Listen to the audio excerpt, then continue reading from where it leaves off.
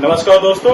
तो आप सभी का स्वागत है मेरे YouTube चैनल सैफरन ट्राइबल में। मैं आप सभी के सामने फिर से प्रस्तुत हूँ अपना अगला वीडियो लेके, जो कि बेस्ट है अग्निवीर पार्ट 2 पे।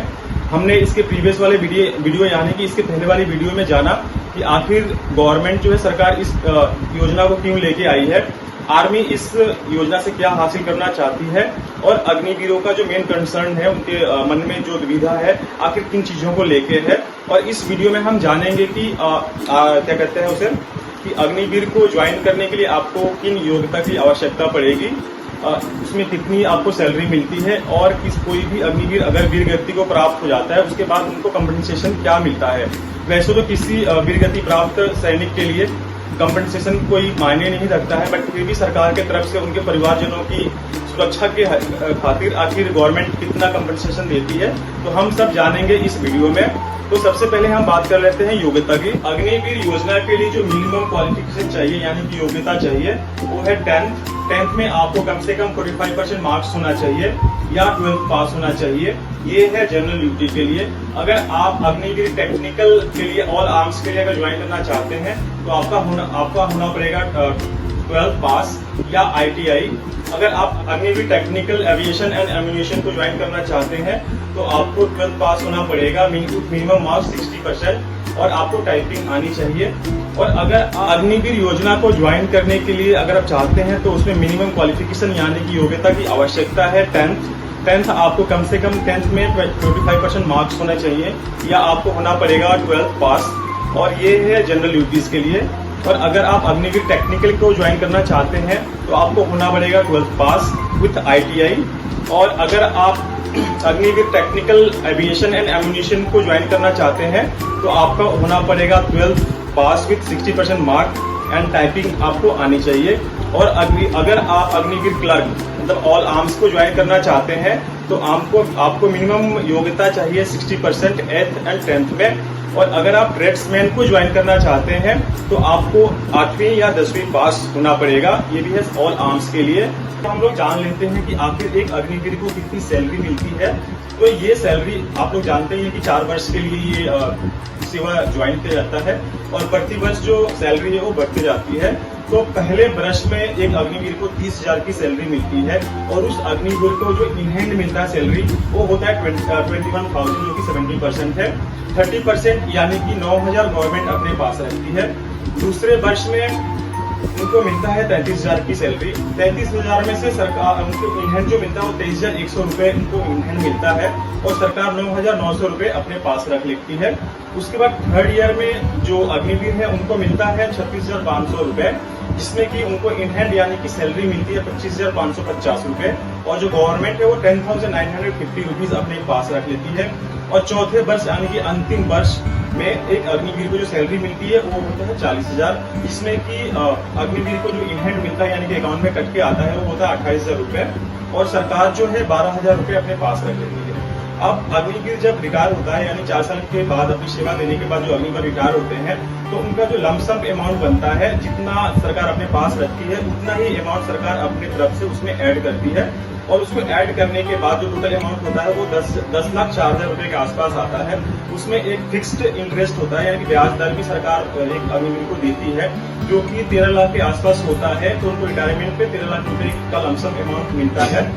और ये जो अग्निवीर है, उनमें से जो 100% जो अग्निवीर होते हैं, उनमें से 25% अग्निवीर को जो सोल्जर्स है, मतलब इंडियन आर्मी है, वो रिटर्न करती है। और 75% जो अग्निवीर है वो रिटायर होते हैं, उनको जो सेवानिवृत्ति मिलती है 13 लाख रुपए की, उसके साथ वो रिटायर होते हैं। और उसके बाद जो पैरामिलिट्री फोर्स हो गए या कुछ कॉर्पोरेट हाउसेस हैं, उसको ज्वाइन कर सकते हैं। और जो हो गया CISF हो गया, BSF हो गया, तो या स्टेट पुलिस हो गई, या सेंट्रल रिजर्व पुलिस हो गई, तो इनको अपनी सेवाएं देने के लिए ये जो ऑर्गेनाइजेशन है, ये भी अपने यहाँ इनको नियुक्त करती है।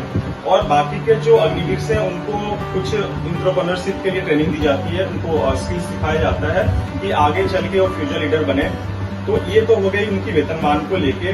अब हम बात कर लेते हैं कि आखिर एक अग्निवीर जो कि वीर गति को प्राप्त हुआ है, तो अभी तक के जो डाटा है उसमें से कम 20 अग्निवीर जो है जिन्होंने वीर गति को प्राप्त किया है।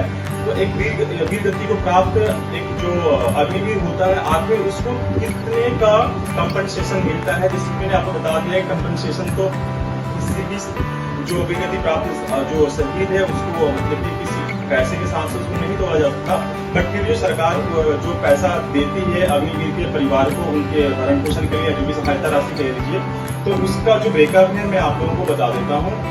हमें जो उनको छुट्टियां मिलती हैं वो है 30, एक साल में एक अग्निवीर को 30 छुट्टियां मिलती हैं, और जो मेडिकल लीव्स हैं उनको मेडिकल लीव्स की फैसिलिटी भी दी गई है, जो कि डॉक्टर के एडवाइस पे डिपेंड करता है कि आखिर डॉक्टर उनको कितने दिन के लीव ग्रांट करता है। और उसके बाद से जो अग्निवीर है उनको CSD यानी कि कैंटीन की फैसिलिटी भी मिलती है। जब तक वो अपने सेवा में होते हैं तब तक वो CSD का भी फैसिलिटी का लाभ उठा सकते हैं। उसके बाद से हम बात कर लेते हैं कंपनसेशन का।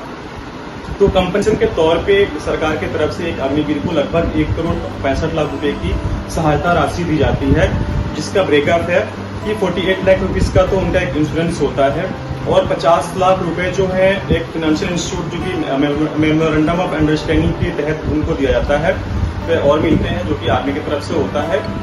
इसके एडिशन में और जो एक्स ग्रेशिया होता है 44 लाख प्लस 8 लाख का, और उसके साथ 39,000 रुपीज का सहायता और होता है। और उसके बाद से जो 13 लाख रुपए जो अप्रोक्सीमेटली जो सरकार का जो होता है और जो एक अग्निवीर के सैलरी से कटता है वो मिलता है, जो कि इन सारे अमाउंट्स को अगर जोड़ दिया जाए तो वो होता है 1.65 करोड़ के आसपास होता है टोटल अमाउंट। तो एक अग्निवीर को जो सहायता राशि मिलती है 1.65 करोड़ के आसपास होता है। और ये जो न्यूज था आखिर कैसे सुर्खियां बन गया, तो ये सुर्खी बनी थी राहुल गांधी के एक पोस्ट से, जिसमें एक वीर गति को प्राप्त जो अग्निवीर थे अजय कुमार जी, उनके फादर का वीडियो राहुल गांधी ने पोस्ट किया था। उन्होंने कहा था कि इनको कोई भी कंपनसेशन नहीं मिला है, सरकार की तरफ से कोई भी सहायता राशि नहीं मिली है।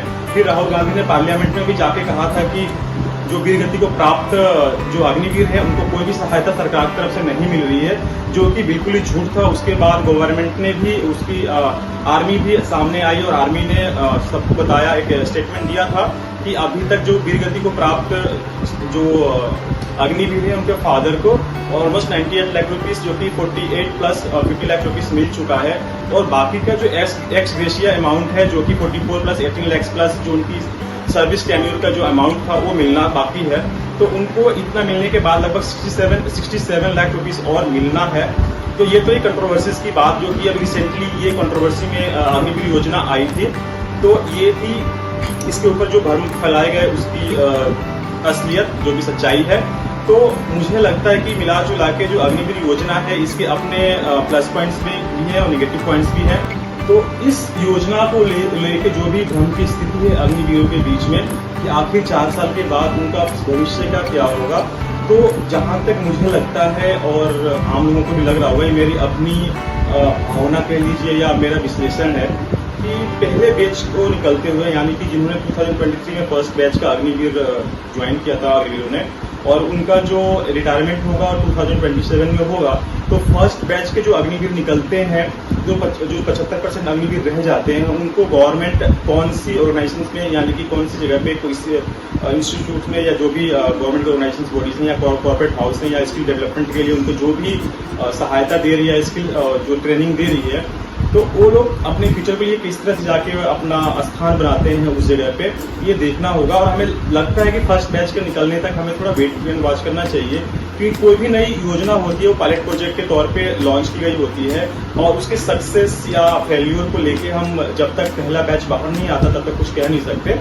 तो ये तो रही मेरी अपनी जो भावनाएं थी इस योजना को लेके, वो उसको मैंने व्यक्त किया।